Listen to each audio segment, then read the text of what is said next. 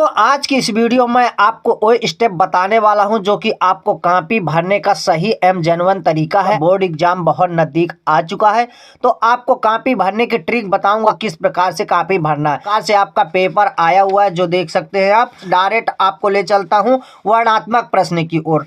खंड बा में आपका वर्णनात्मक प्रश्न है। मैं आपको बताता हूं कि कॉपी किस प्रकार से भरना है और कैसे लिखना है। तो फ्रेंड्स खंड बा के अंतर्गत लिखित गद्यांश पर आधारित दिए गए प्रश्नों के उत्तर लिखना है जो 6 अंक आता है। एक ये फ्रेंड्स आपका अथवा में आया हुआ है तो यह इसे लिख सकते हैं, ये गद्यांश है। फ्रेंड्स इसके बाद आपका पद्यांश है जो निम्नलिखित पद्यांश पर आधारित दिए गए प्रश्नों के उत्तर लिखिए या इन्हें कर सकते हैं। तो फ्रेंड्स मैं आज आपको गद्यांश के जगह पद्यांश बताने वाला हूं तो आपको गद्यांश में कॉपी कैसे भरना है चलिए शुरू करते हैं। लिखित पद्यांश पर आधारित दिए गए प्रश्नों के उत्तर लिखना है। तो चरण कमल बंदेव हरिराई, जाकी कृपा पंगु गिरि, आघ्यो अंधे को सब कुछ दर्शाई, बहिरो सुनि गुंगा पुनि बोले, रंग चले सिर छत धराई, सूरदास स्वामी करुनायक बार बार बंदेव ही पाई। फ्रेंड्स इसमें आपके क्वेश्चन क्या आए हुए हैं, उपयुक्त पद्यांश का संदर्भ लिखिए, रेखांकित अंश की व्याख्या कीजिए, बार बार बंदेव ही पाई पंक्ति में कौन सा अलंकार है। तो लास्ट में आपको अलंकार बता देना। तीनों क्वेश्चन के आंसर मैं आपको बताने वाला हूं जो 2-2 नंबर के आते हैं। फ्रेंड्स टोटल आपका 6 नंबर का होता है। तो चलिए फ्रेंड्स मैं बता दूं आपको किस प्रकार से कॉपी में लिखना है। तो सबसे पहले क्या करना है, यहां पर लिख देना है खंड बा। क्या लिखेंगे, खंड बा, कोष्टक में इसे बंद कर देंगे। इसके बाद लिखना है वर्णनात्मक प्रश्न।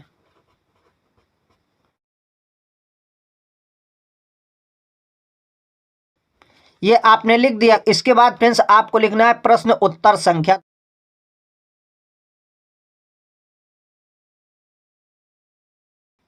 इसको आपको फ्रेंड्स स्केल के सहायता से अंडरलाइन कर देना है ताकि देखने में अच्छा लगे। ये आपने लिख दिया। अब आपको देख लेना है कि वर्णनात्मक प्रश्न कितने में आया हुआ था। प्रश्न संख्या 2 में आया हुआ था। तो आपको लिख देना है खंड बा का प्रश्न उत्तर संख्या 2। ये आपको लिख देना है। इसके बाद फ्रेंड्स आपको रेखांकित अंश की व्याख्या करना है। संपूर्ण रेखा जितने में खींची उतनी की व्याख्या करना है। तो चलिए मैं आपको बता दूं कि सबसे पहले क्या लिखेंगे, प्रस्तुत पद्यांश का संदर्भ लिखिए। तो आपको सबसे पहले संदर्भ लिखना है। तो आपको संदर्भ हेडिंग डाल देना। तो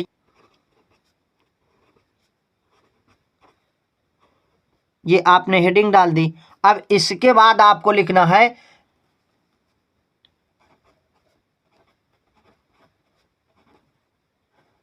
प्रस्तुत पद्यांश हमारी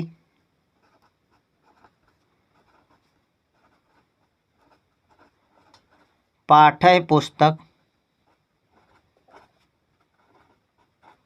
हिंदी काव्य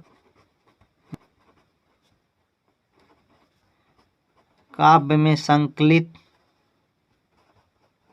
पाठ। अब इसको आपको काले पेन से लिखना है क्योंकि यहां नाम लिखना है फ्रेंड्स। तो सूरदास और इसको ब्रैकेट से बंद कर देंगे,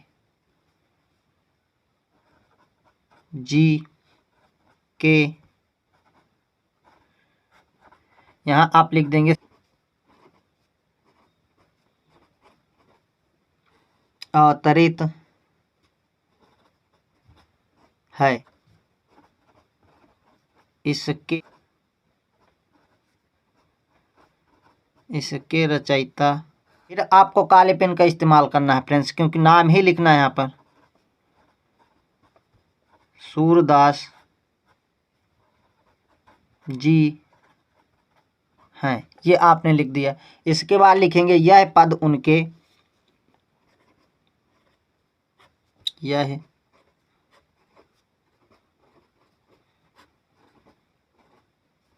काव्य फ्रेंड्स महाकाव्य सूरसागर से लिया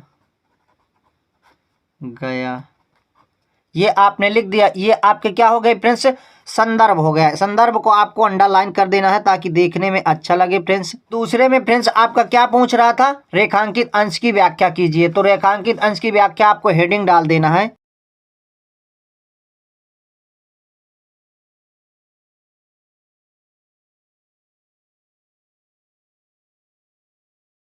इसको आपको क्या करना है, अंडरलाइन कर देना है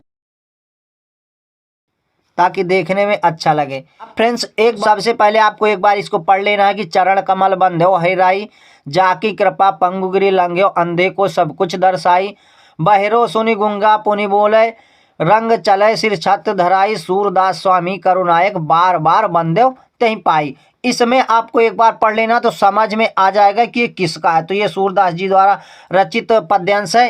तो इसको इसमें फ्रेंड्स सूरदास जी हरि के चरणों की ना करते हैं कि जिनकी कृपा से लंगड़ा भी पर्वत लांग जाता है और अंधे को सब कुछ दिखाई देने लगता है, बहरा सब कुछ सुनने लगता है और गरीब व्यक्ति भी राजा की तरह अपना वेशभूषा बदल लेता है। सूरदास स्वामी करुनायक, बार बार बंध्यो तहीं पाई। और सूरदास जी कहते हैं मैं बार बार आपके चरणों की वंदना करता हूँ, ऐसा आपको लिख देना है। तो चलिए मैं आपको रेखांकित अंश की व्याख्या लिख कर बता देता हूँ कैसे आपको लिखना है। यहाँ से आपको एक लाइन छोड़ के लिखना है,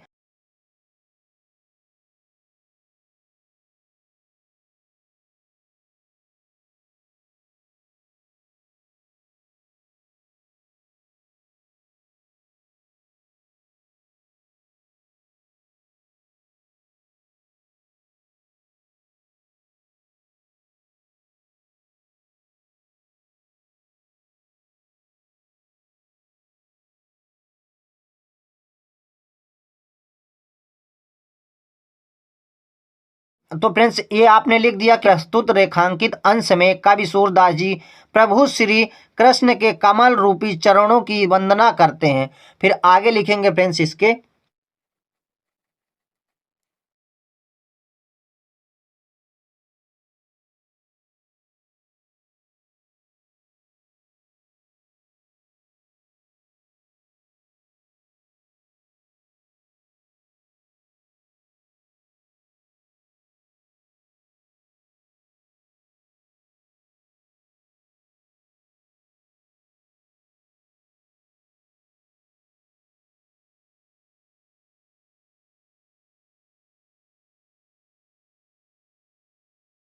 वंदना करते हैं, जिसकी कृपा से लंगड़ा व्यक्ति पर्वत लांग जाता है, अंधे व्यक्ति को सब कुछ दिखाई देने लगता है।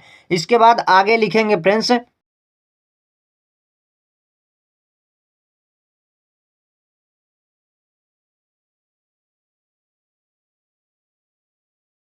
लगता है, ये आपने लिख दिया। इसके बाद क्या हुआ, सबको दिखाई देने लगता है, बहरा सब कुछ सुनने लगता है।